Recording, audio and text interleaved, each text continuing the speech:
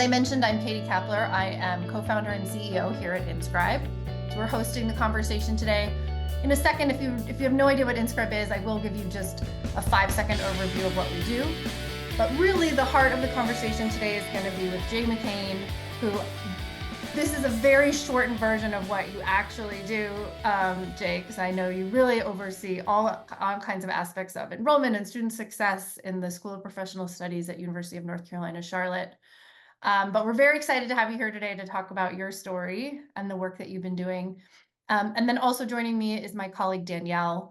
She is going to make sure that we stay on track, but she's also going to be monitoring the chat. So as your questions come in, she's keeping an eye on that, and she'll make sure that we're able to address them or speak to them throughout the conversation today. Jay, would you like to give us just a quick second on your background and how you ended up at Charlotte?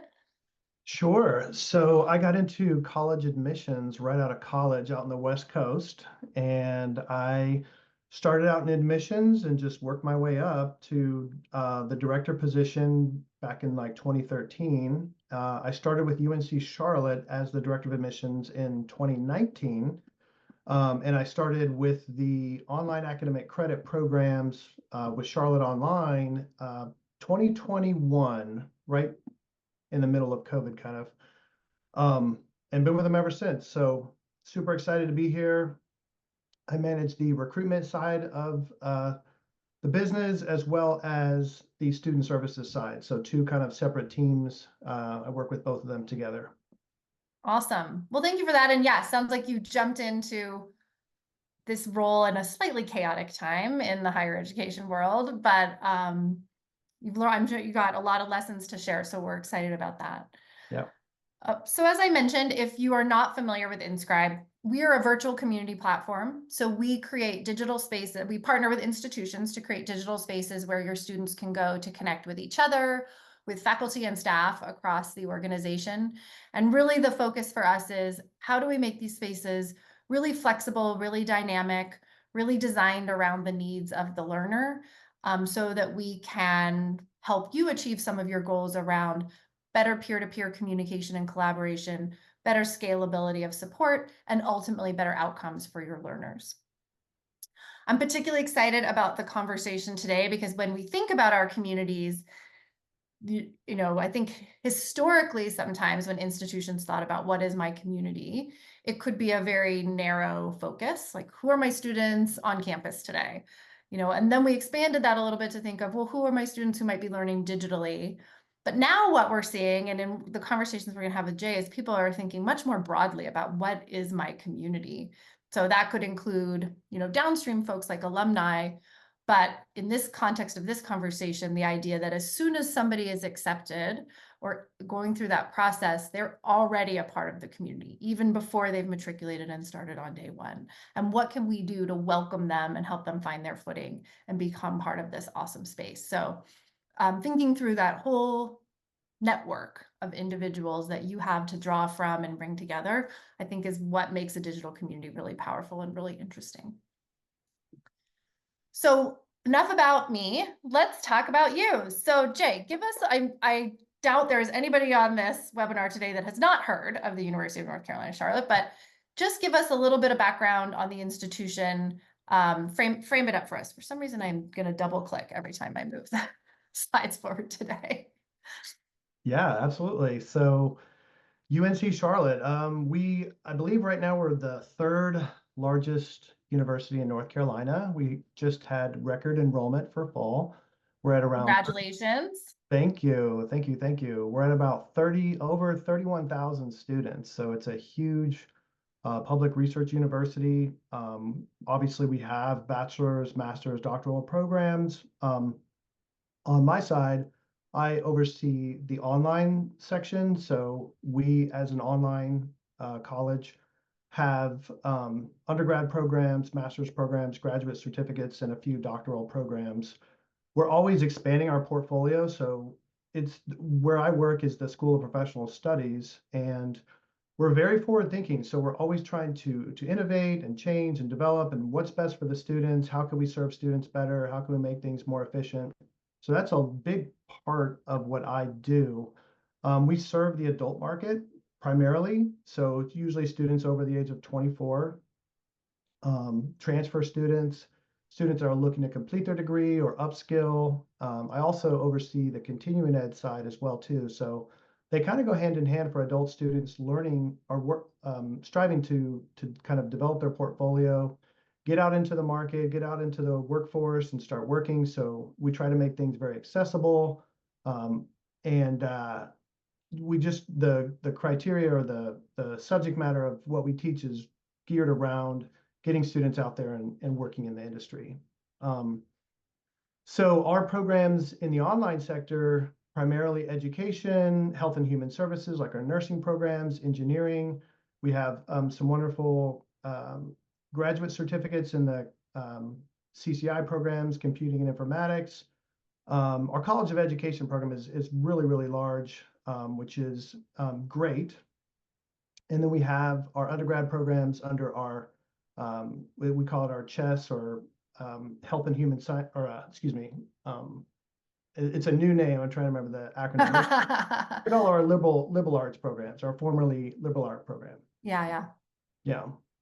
Awesome. Well, and I think this idea of the, quote unquote, non-traditional student, the adult learner is such a big population for so many schools right now, and really recognizing the unique characteristics and needs of that population versus, a traditional 19-year-old who's showing up on campus. I'm guessing many people in the audience are also trying to figure out, how do I innovate around this population? How do I support them in a unique way? Yeah. I know when we started talking, one of the things, you came to us and said, we have not only some opportunities, but also some kind of unique challenges that we're seeing with this population of learners. Tell us a little bit about that. What were you seeing, and what kind of brought you to Inscribe into some of the conversations that we were having? Yeah, absolutely. So being in an online sector, we, share challenges with everybody in that field with creating an experience for students where they feel part of the institution. So Yeah.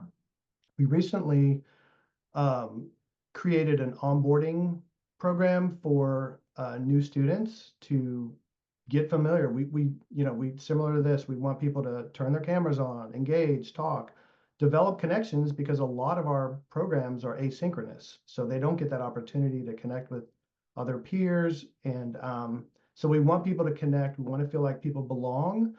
And we didn't really have a way to do that. Over time, we instituted some other methods where people could communicate with each other and talk. However, there wasn't like one central place where students could go to ask questions, kind of like a catch-all where they could receive information. So we really wanted to build that. And so that's kind of what spurred us to reach out to develop that. Because once that's a huge thing, is once students feel that sense of belonging, they're gonna retain at a higher rate. Yeah, right. So that was Absolutely. our initial purpose for doing that. Yeah, and you highlighted, I think, one of the main challenges that institutions have run into with this population of learners meeting. They're so busy. The students themselves are busy. They're doing other things. They've got family and work, and some of the traditional support mechanisms or communication mechanisms are pretty diverse across an institution. So there's so many mechanisms, and they're all coming, and just the cognitive overload of like, where do I go to find this one thing that I need, can be super overwhelming for that population. So they just kind of give up or don't even engage. Exactly. So I love the idea of just, let's simplify that process for them. Let's bring everything into a single location so they know where to go. And then, yeah, of course, we totally agree that an engaged student is much more likely to be a successful student. And I always say, this misconception that we used to have historically, that adult learners, professional learners, were not interested in connecting with other individuals because they were so busy. And what we've seen is that's actually not true. And there's a ton they just want to be able to do it on their own terms. They don't want to be forced to do it at a particular time in a particular modality, but given the flexibility to do it, they will. So I'm excited to see how you experience that in the community that you built. Hey, So Katie, we do have oh a yeah. question in the chat. However, I just want to mention to this audience member that we are going to get there. The question is, how do you promote the community and get the students to join, especially with adult learners? I feel like getting their attention is tough. So I know we're getting there. I just wanted to make sure that we addressed that. Yeah, we even have a slide called promoting the community. So that is a great lead in about 2 slides from now, but it is also an excellent question. So we'll speak to that, and I can also kind of add some commentary based on our experience when we get there. Don't let me forget, Danielle. Before we do that though, let's talk about the community itself. Oh my gosh, with this double click. So tell us a little bit about the community, how you named it, how you decided on that name, how students are accessing it. Yeah, so we started kind of the idea process about a year and a half ago. And once we kicked everything off, I think it was almost exactly a year ago that we started the process. We wanted to brand it. So we threw this out to the team. We kind of just did a little survey, wanted to come up with a cool name or an acronym. And one of my colleagues had the great idea of one community, which essentially this is what it is, a community for everybody. And it stands for Online Niner Education. So we're the UNC Charlotte 49ers, so it fit. And so we ran with it. And so we branded our community. We have it on our header. Um, and yeah, so that's kind of the way that started. So yeah, anyway, was there another part of your question you're asking? How are students accessing the community? Where do they find it and get into it? We have a couple different points. We basically really initially we have a registration email that we send out to students that are admitted. So once we don't have them come in before they get admitted. So once they're admitted, we do an upload to the system, and then we send out an email inviting them to join. And they at that point have what we call a NinerNet ID, which is like basically an email address, the first part of the email address to log into the system. So they can access it through that initial invite, but we also try to get it in front of them as many different places as we can. So we have an admin email to remind them, hey, it's time to register. Registration's coming up. So we put that link in there. We have our orientations or our onboarding. We call them Charlotte Online Onboarding. We put it in front of them then as well. We talk a lot about it as a virtual community platform, really place where they can, like we've been talking about today, where they can access different information and connect with peers. So we really try to put them in front of as much places as possible. But right now it's really through engagement emails and registration emails, reminders, and things like that. Yeah. Well, and I feel like you touched on a couple of really important things in that introduction. One being the timing of when students get access to the community, which I alluded to earlier. A lot of times when we work with institutions, they think about access or launch as the first day of classes. But what you've explained to what we've done with you and you've talked about over and over again is actually there's all these months leading up to that where the person's been accepted or some time period before that where you have this opportunity to engage them, and it can be a missed opportunity if we're not thinking about bringing them into the fold earlier. So I love how quickly you're getting people in here and getting them up and running. And then to the point of the question that was asked about promoting the community, I'm going to bring up that slide so you can talk a little bit about some of the communications that you sent out. But you also brought up that important point of more is better. So the more places, the more access points, the more times you can get the community in front of learners, the more likely they are to really resonate about, oh, this is something that's really important to the institution. This is a place that I can trust and know that people are going. And so incorporating that into your launch strategy, I think, is really smart. Yeah, I think the more right now we're in this phase where we're trying to get more people comfortable with it. So the more places we can let them know, hey, this is a place where you can organically post and ask questions, the more we're putting it out there in front of them, they're able to say, okay, so this is an accepted place where I can ask questions. Yeah, right. And you're kind of modeling that behavior for them That is something I'll say. So anybody who's thinking about developing a community strategy at your institution, do keep in mind that the launch of the community is not the end point. You know, you're going to continue to nurture the space, build trust with your learners, gain the momentum until it kind of picks up and runs on its own. So there is this launch path that you go through that I think our team is really good at understanding, and we've had a really lot of success with you guys working through that process. So what we're seeing here, these are a couple of the email communications that go out. Absolutely. Awesome. Yeah, it's funny we would have this because we're right in the process of revamping this. So we had a committee that was focused on the onboarding process, and we kind of split off into different groups. And one of the groups was like a website FAQ page so even though this is really just a small snapshot of a larger email, but in that period of time since we started this, we've actually condensed it down quite a bit and are making it a lot more concise with one online or the one community, and then we have a couple other engagement tools that we host on the email. So it's giving itself a more prominent place on our registration email. So that's what you see right here to the left is the actual registration email. Oh, awesome. Yeah. Yeah. And yes, really promoting it to students in a way that they recognize that it matters to you as well as to them, I think is really important. The other thing you mentioned, which I don't know if people caught, is so as long as we're talking about how do you promote the community, how do you get students engaging, one of the other really useful tactics is to preload your students. So sometimes you could build a community and then say, if you want to join.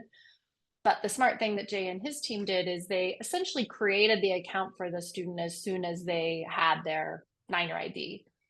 What that means in practice is that even though that person maybe hasn't gone into the community, they're going to start getting notifications about what's happening in the space.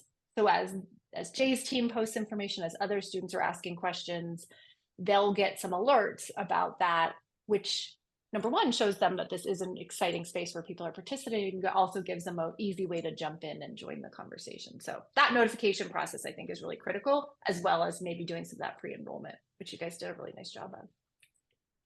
There is a question in the chat, Jay. Are your students working with enrollment counsel and enrollment counselor or anyone who would speak to the platform? Definitely. So we kind of have like a two-tiered approach where on the initial interaction, we have an enrollment specialist that kind of does proactive outreach to students and connects with them, helps them with their application or questions about the program, requirements, things like that.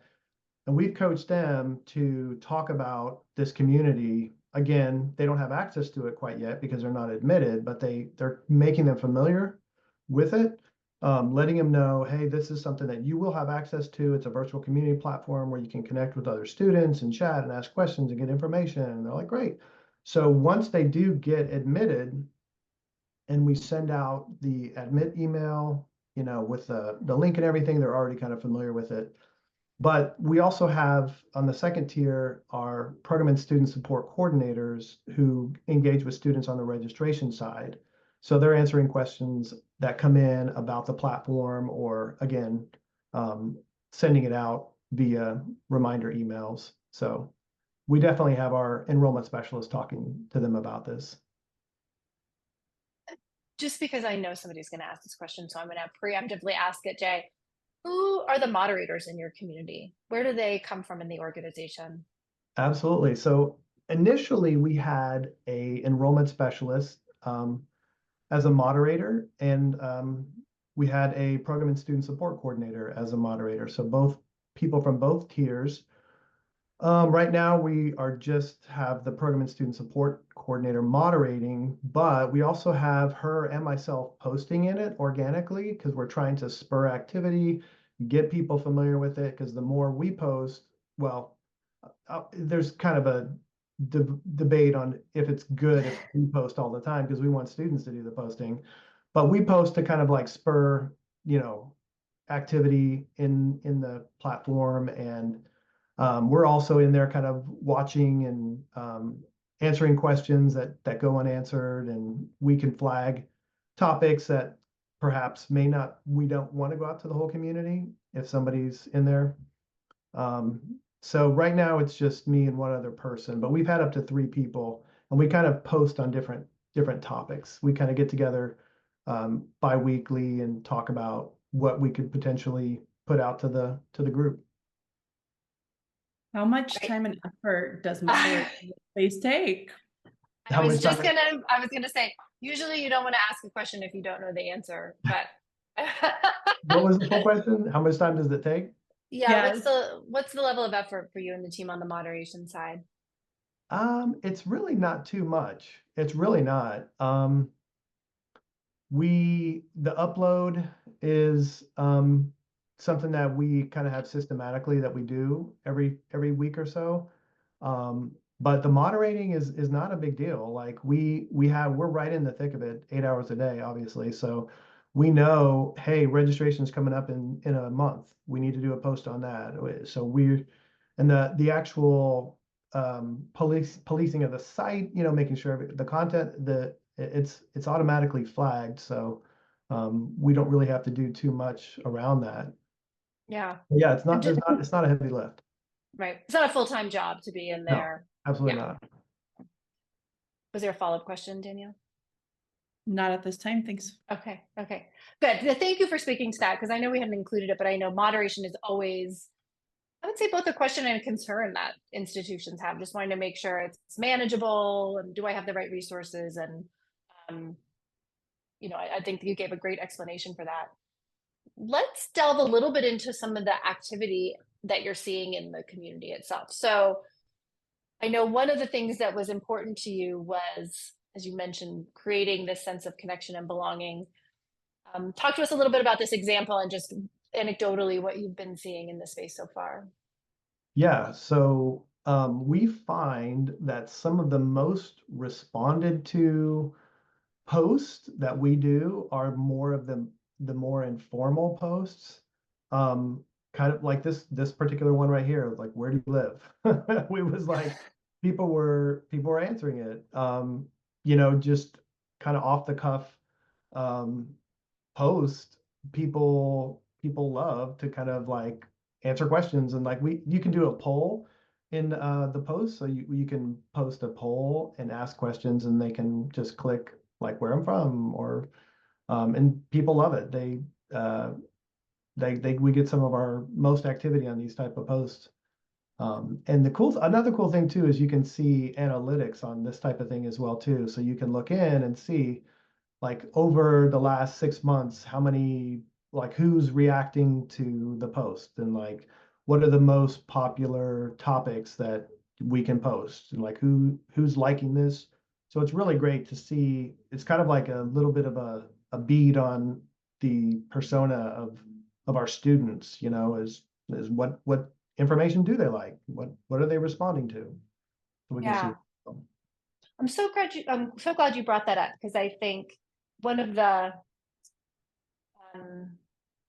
benefits of community that sometimes people don't think about is that it provides this window into the mindset of your learners that's really authentic, right? It's different than surveying them, or expecting them to reach out and tell you something. It's just this casual conversation. It's like you're eavesdropping on some students who are just chit-chatting in the hallway, but not in a creepy Big Brother way. And they'll just share stuff with you that can be really meaningful and important and help you understand where they're coming from. I've always loved that aspect of these spaces as well.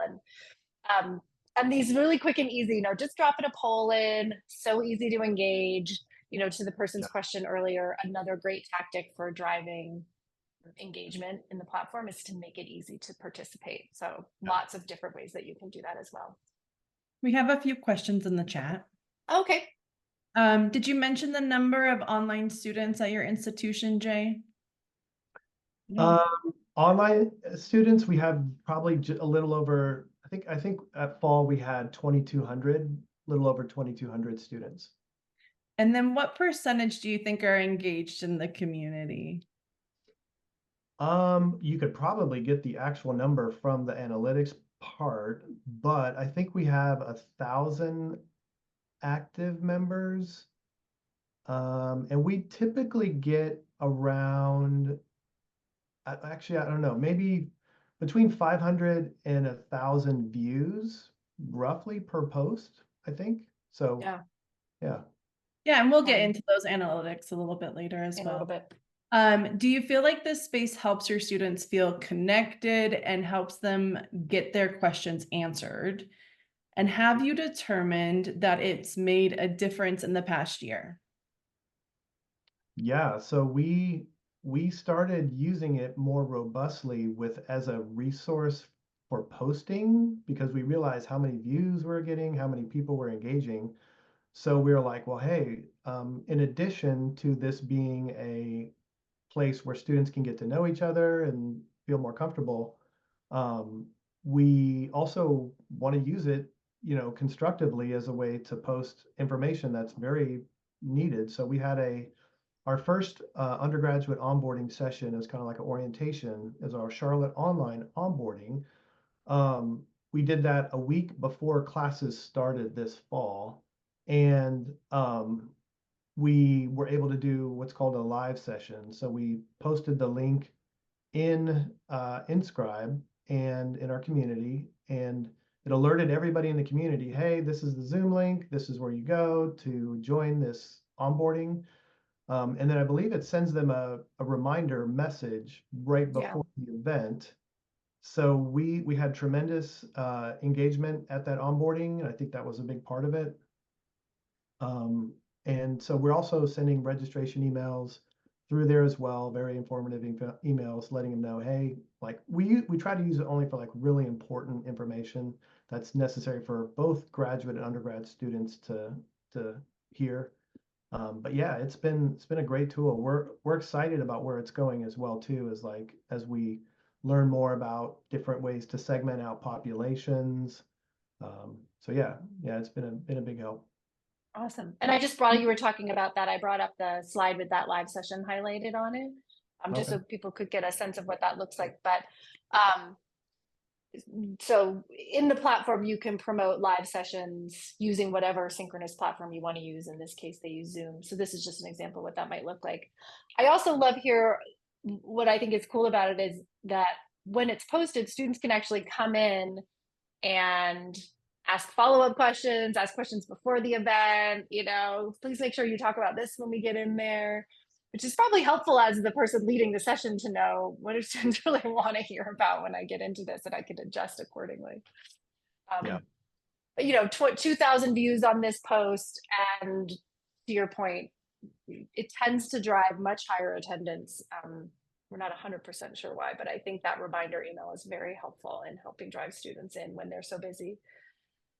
Were there more questions, Danielle? Just two more quick things, Katie. So we have an audience member that has over 65,000 students online, and they're curious about moderation for larger universities. I know, Katie, you probably have a couple of examples about some of our other partners as well. Yes, so we do have a number of institutions of that size or larger, so no concerns there. There are some tools that are built into the platform to help facilitate moderation. I don't know how much you're using these, Jay, but Rosie is the technology assistant that lives in the communities, and one of the things that Rosie will do is run all the posts through a sentiment API, so measure the emotion of the conversations. And if Rosie senses the conversation is getting kind of frustrated or angry, the system will automatically identify that and escalate it to the moderators of the community. So it's just a way to kind of keep an eye on the health of what's going on in there, get in front of something before it boils over. I will say in our experience, and you should let us know what you're seeing, Jay, in terms of the other side of that coin, maybe not the other side of the coin, but what people will often worry about, which is people posting something really inappropriate or not okay in the community. We've seen like 2 examples of that in the entire lifetime of our company. It's very, very rare. The system is not completely anonymous. Students know that what they get posted is very much tied to their name. So in that respect, we don't see that as a barrier to adoption or to moderation. But have you had any examples, Jay, of students doing anything in the community where like, No, I don't think the only time I think that Rosie flagged anything was it wasn't inappropriate, but it was a student that maybe had an urgent need and kind of had that tone with it. So I think that Mhm. may have flagged up, but I don't think we've ever had one instance in the last year of somebody posting something inappropriate. Yeah. And that's and that was really what Rosie was designed for, is more to say, all right, you've got this student that has something really urgent and they're kind of freaking out. So let's make sure we connect you with them as quickly as possible so you can prioritize your own time in the space and address those students that might need it as quickly as possible. Is there The another question? last thing that landed, yeah, the last thing that landed in the chat was just a anecdotal story from one of Jay's colleagues, and we're actually going to share that story on the next slide. So if Oh, you head on over all to right. the next slide, we can share some more details there. Oh, yes. So I know one of your big goals with this community is about students connecting with each other. So, all right, Jay, you're on the spot. You got to tell us the story behind this post here. Okay. Well, I'm sorry, these chats coming through. Well, this particular instance, we have students that they'll email through the platform, like, I can't get into my class, or I'm trying to do this, and it's like an urgent need. So we're able to respond to those kind of real time. And I think this particular student, I'm reminding of this, she was overwhelmed with a course. There was tons of reading in it, and she had all these projects, and she was like, what do I do? And then all of a sudden, all kinds of other students were chiming in with like feedback and like helpful things that she could do. And it was just a really cool experience listening and watching all the other students kind of come to her aid to help, with like, don't worry, it's okay, I'm doing the same thing right now too. And it was really neat for me to see too. I'm like, this is the real deal. Like, this is in grad school, going through its assignments, this and that. Like, that's the inside view that we wanted to see of like, okay, we can understand that going back to school is hectic. It can be tough. Yeah. It was cool to see a lot of other students chime in and provide her with support.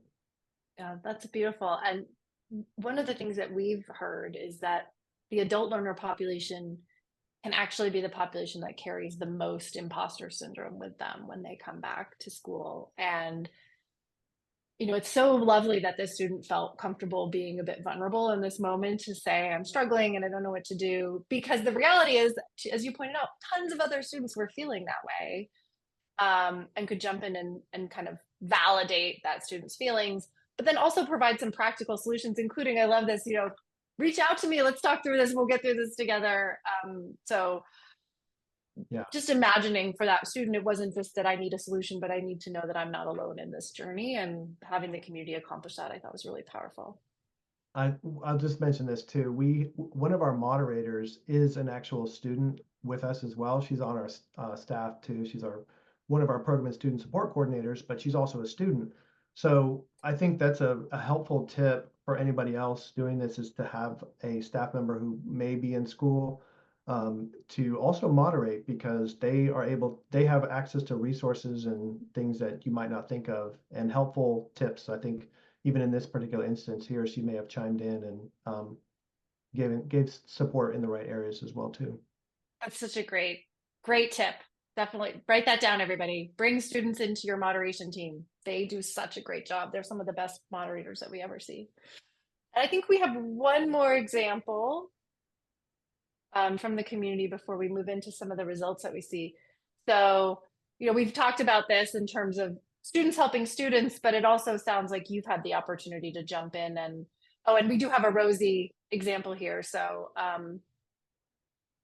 for those on the webinar, this is kind of an example of where Rosie captured something and alerted. So tell us a little bit about this example, Jay. Yeah, definitely. So one thing about UNC Charlotte is we have a ton of support services.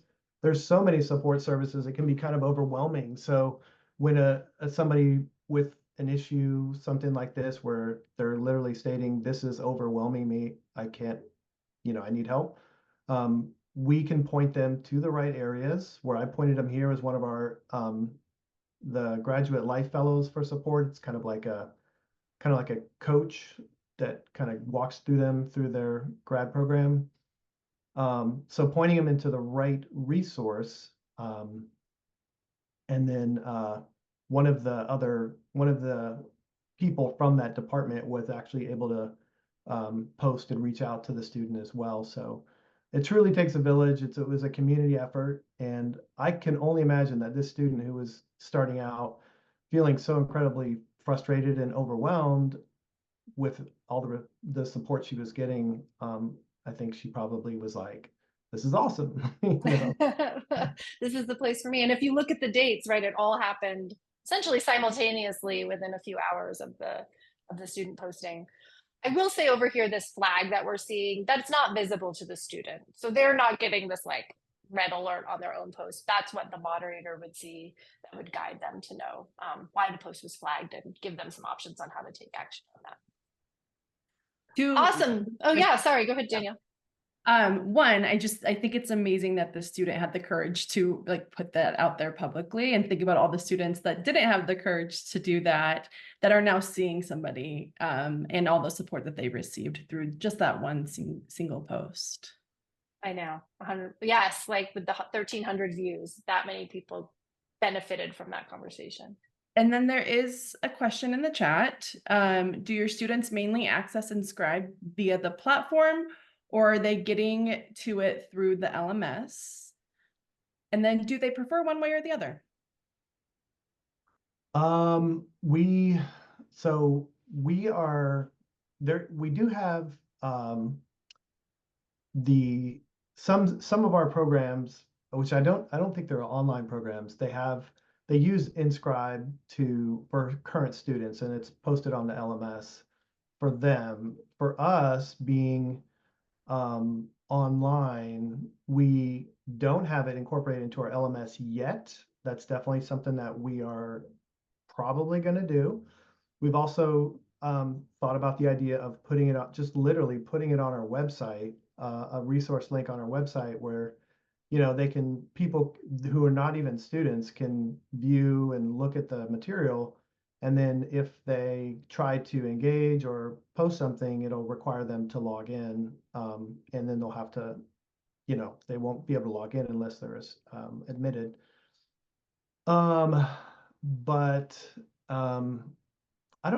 So they're really engaging the platform through the invite email or the registration emails that we send out right now. But I think the website is a good next step for us to go to give it more access. Yeah, and just to expand on that, the platform was very much designed for integration. So as Jay pointed out, the learning management system, if you have a portal, a website, our belief is that you really want to be where your students are. So wherever they're going, if you can provide an access point there, that's going to be beneficial to them. To have the kind of participation that you have with only these access points being in the email, I mean, is a testament. Because I think if you also had it on the website, if you also had it in some other places, you could, you know, increase that significantly. So you guys have done an excellent job bringing students into the fold and keeping them engaged. Good job. Was there another question, Danielle? That's it on the questions. I just do a quick time check. Got about 15 minutes. Okay, yes, and I do try to keep things to sort of 45, 50 minutes just to give everyone a passing period back in their day. So let's talk a little bit about what you're seeing in terms of impact and outcomes. We had some questions about analytics. This is a view of your analytics page. Give us some highlights from what you're seeing on the terms of engagement.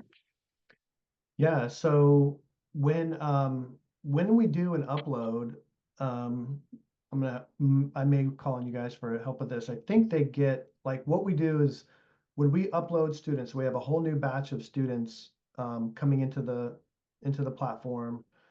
We try to do a post so they will automatically get an email letting them know this is live, and they can click on the email and go into the platform. So a lot of these peaks here are when we do uploads. because people are getting that email and they're clicking on it and going into the platform. And what are members viewing? So there's another slide. I don't know if you all have it, but it's another tab, I guess, where you can see the actual conversation or the topic of what they're viewing, which is super helpful. And it's one way that there it is. It's one way for us to know what are students, what are they interested in, what do they like, what do they respond to, what are they not responding to, and it's constantly us like going back to the drawing board, trying to get students not only to view the information, but to ask questions and engage and talk to each other. So it's really cool. Like we said, it's kind of like a window into our students. Like, what are they talking about? What are they interested in? So we do use this quite a bit. And you did mention this one is all about views. Well, not all about views, but a lot of it is about views. Mhm. And one of the things that we will say to our partners is engagement in terms of posting is important, but don't forget about engagement in terms of views. So how do you guys think about that in terms of the benefit of students consuming the content that you're putting out? Absolutely. I mean, it's huge. That's primarily our biggest driver right now is getting the views. And, like I said, anytime you can do a post about whatever you're posting, registration, about an onboarding, about anything, and you're getting 500 to 1,500 students seeing that, it's almost like kind of like a text. Like there's such a high percentage of texting when we do an admission side enrollment. When we send a text, there's such a high percentage of students that actually see that text. They may not write back or engage with it, but they're seeing it. And it's the same kind of with this system where they're seeing it. It's getting eyes on something that's important. It's letting them know not only important information, but letting them know we're a community, we're here for you, we're connected, we're together in this, we're staying engaged. And it's super important to have that in the early parts of somebody's, onboarding into an institution, letting them know we are, connected and going to be here for you and showing you what's important. Right. Really letting them know what your culture is as an organization if they can't be there in person, which I just love that you're doing that. And yes, we've seen that one post very popular, but a lot of people feeling overwhelmed by summer school. I think your point on this is well taken, though, that it really helps you see where students are engaging, what they seem to be most interested in, and then you can build on that as the community grows over time. Absolutely. All right, Jay, where are you going from here? What's next? All right, so we are constantly trying to get students more engaged and, like I said, responding organically and posting organically, developing connections. So we've talked about potentially recruiting a student who's somebody who doesn't work for the university, but is either a student, and we do have student ambassadors too, to be kind of like a liaison with us and post and engage students and let other students know, hey, I'm also a student, because I think students feel more comfortable when they're talking to another student versus somebody on staff. So we want to do that. Like it says on here, learners aren't removed once they graduate. So we still have that access to them in that way. So learning how to leverage our content to engage them as well. We talked about putting it on our website, putting it in Canvas. I think those are our big wins that we can do this fall to increase access. And another big thing we recently learned is we can separate out our communities. So we have graduate students and undergraduate students both in the same community, but we can I believe they're called channels, where we could have a graduate community and an undergraduate community, and obviously there's different information for both. So if we can recruit members to sign up for a specific channel, like a graduate channel, undergraduate channel, they can get more tailored communication that'll be more relevant to them. So those are some big wins that we see coming up. Yeah, and I'm excited about all of this. I have to say, I'm particularly excited about the alumni bullet point because we've seen over and over how active alumni can be in these spaces, and they have such a unique perspective to give back to students. So I'm super happy that you're doing that, and I can't wait to see where that goes as well. Danielle, any last minute things from the chat that you would like us to touch on? No questions. If you want to just go ahead and wrap things up, I'll stay in the chat and we can address them as they come up. Okay, terrific. Well, first of all, thank you so much, Jay, for being here and for sharing your story. Thank you, everybody, for joining us today. If anyone's going to be at the UPCA MEMS conference, we're going to do this all over again in person. So please come there and say hi to us. I would also love to stay in touch with you, so feel free to reach out to me. We also have, I think, a quick poll that we're going to publish. So if any of you are thinking about building community anywhere across your institution or in this particular use case and would like to just have a conversation with someone on our team, just drop your name and email address in here. We'll have somebody reach out and then we can tailor a conversation or a demo for you that's just really specific to your institution and what you're up to. And with that, thank you so much, everyone, for being here. Have a wonderful rest of your Tuesday.